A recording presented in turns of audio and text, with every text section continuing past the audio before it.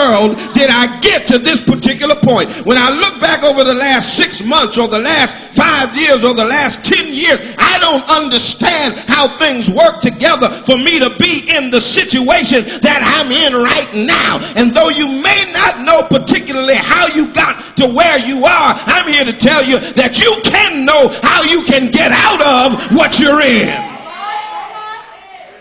Even though there's a mystery and hiddenness about the nature of this psalm, there's some clear cut and known revelation. The first thing we see here is his dilemma. The psalmist was in a grave situation.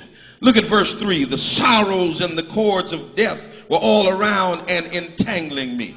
I was in hell, and may I tell you that hell is not particularly a place that you go to when you die. It's not particularly just a geographical place. It can be experiential right here. Come on, somebody. How many understand that sometimes it is used metaphorically, and you can be experiencing hell right here on earth?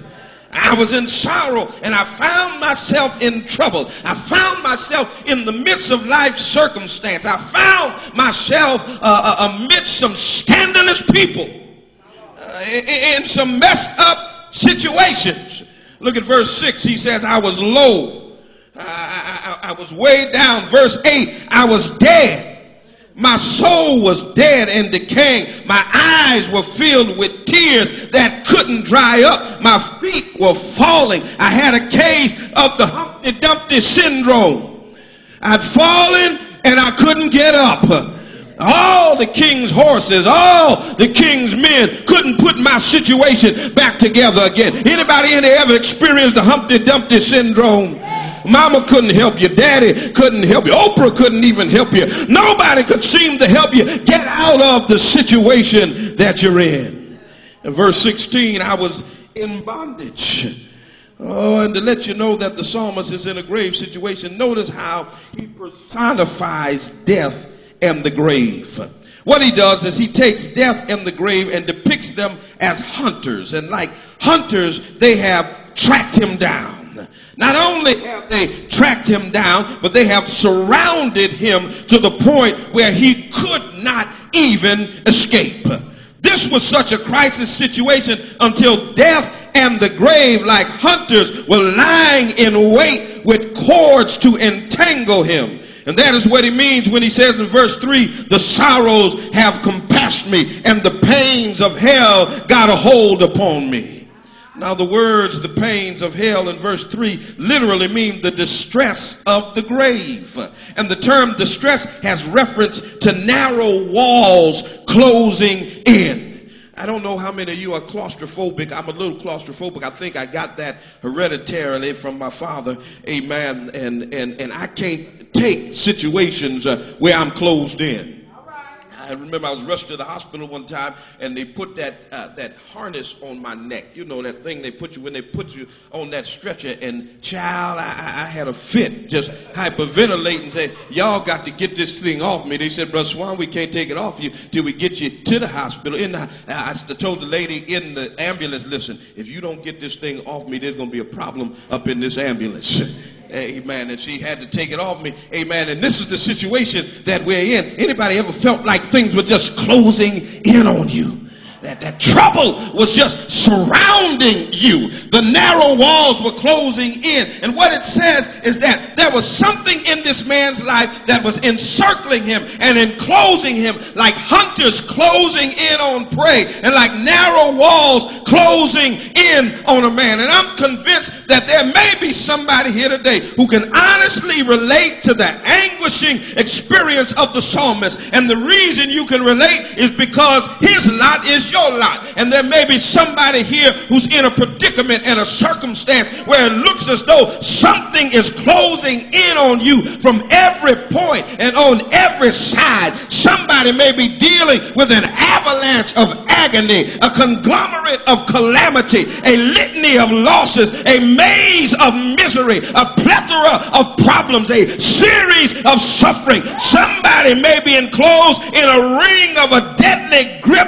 You've been seized and taken into custody by trouble. Somebody here today is in the vicious grip of devastating distress, has a heart that is perpetually perplexed, that may be in the throes of a catastrophic cataclysm. Somebody, maybe like the song, has been stomped and dogged by something that resembles death and the grave. But I'm here to tell you today that God specializes in taking you from death to deliverance. And as bad as your situation might be, it's an awful feeling when you become the hunted prey. What's even more awesome is when the death and the grave look alike. Because death says that you're finished, and the grave says that your doom is sealed, which says that the sole motive of the hunter is to finish you and to seal your fate. Oh, Jesus warned the disciples, Satan desire to sift you as wheat. He doesn't just want to kill you, but the sifting represents the taking of time for your demise. He wants to slowly but surely take away your joy and ruin your reputation and take you through misery and cause problems in your life. And we feel like we're hunted. He wants to finish and seal our faith. And what's even worse is when the icons of death and the grave are not only dogging our tracks, but they're closing in and encircling us. And to say that they're encircling us says that they are getting dangerously close. But there's something worse than being encircled and enveloped. And that is when these death and grave lookalikes get close enough to put us in their bonds. For in verse 16 it says, "Thou hast loosed me from bonds." And you know bonds are chains. There are things that hold you in place, won't let you free. And the grave lookalikes have gotten so close until they start restricting your movements, because when you're in bonds, you're not free to move. But now it gets worse. It's bad when you're rerunning, trying to escape the icons of death and the grave. They've circled you and enclosed you. And in an effort to get away, you run right into trouble. Oh, who's been there? Who's been there? Trying to get out of trouble, you run right into trouble, like trouble's got a twin brother. And then you run away from that trouble and you see some more trouble. Now trouble is triplets. Come on, somebody here. Quadruplets, sextuplets. There's a whole lot of trouble. Oh, but I got the secret on trouble. Trouble don't last always. Brothers and sisters, we're in the middle sometimes of a cul-de-sac. It's a trip when your back is against the wall and you try to escape despair, only to find yourself in a cul-de-sac or despair.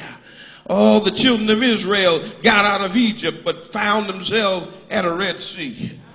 The Hebrew boys found themselves in a fiery furnace. Daniel found himself in a lion's den. You see, to be in a cul-de-sac is an awful feeling. To be in a cul-de-sac means that you are trapped.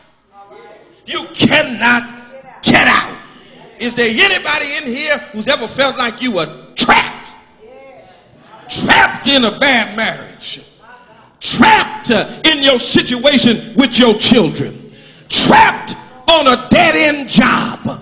Trapped in the never-ending circle of finances not meeting the need. And let me ask you another way. Have you ever been hemmed in from all around? From every situation, trapped. There's no way out. There's no place to turn. There, no means of escape. Nowhere to run. There's no ray of hope. No sign of help. No silver lining. No sign of deliverance. All the doors are locked. Everything spells doom. Everybody's against you in a cul-de-sac of despair. Is there anybody in here that's ever been trapped?